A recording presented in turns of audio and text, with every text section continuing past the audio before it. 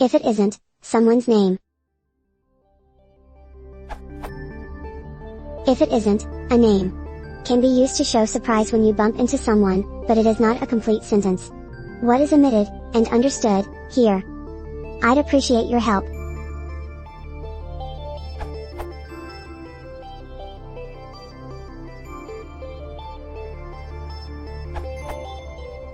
What has disappeared from if it isn't name? Is an oath, euphemistically expressed or not, along a familiar pattern. May thunder strike me dead if e'er I loved before I saw your all-commanding beauty. Lewis Madewell, The Loving Enemies, Comedy, 1680. Ebo. Restore the oath and you get a complete sentence. A few examples. Lord save us, said Matty, if it isn't his honor. You are 10,000 times welcome. In Newport Royale, The Tennessean, novel, 1827. Koha, why, it ain't he. Yes, I'll be switched if it isn't Harry Beckworth rose from the dead. Carolyn M. Kirkland, A New Home, Bullfollow, 1839. Koha, Lord bless me if it isn't young Master's sister. Mary Jane Holmes, Tempest and Sunshine, 1854. Koha A. Why, hang me, if it isn't old King Brady. What are you doing here, you old fox? The Bradys and Blackjack, Secret Service, Detective Magazine, the 26th of February 1904, 23. As at Fumblefingers has commented that the British minced oath of blow me down is commonly completed with an if clause, there is a gem I couldn't resist.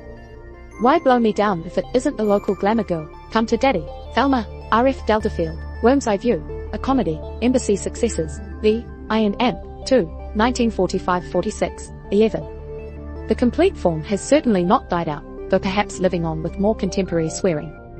F me if it ain't Burkett 359, Jeremy Cameron, It Was an Accident, 2015.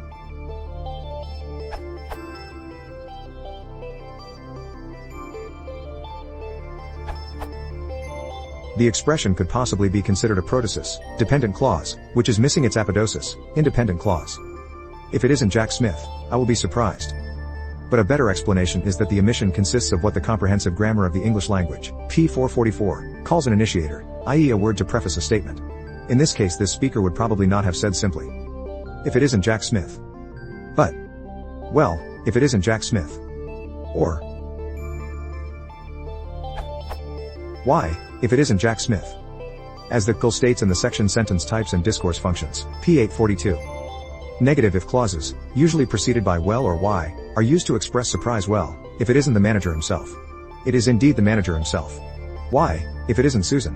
It is indeed Susan. So, the expression can stand by itself as what has elsewhere been called an emotive interjection, in this case to express surprise and perhaps pleasure.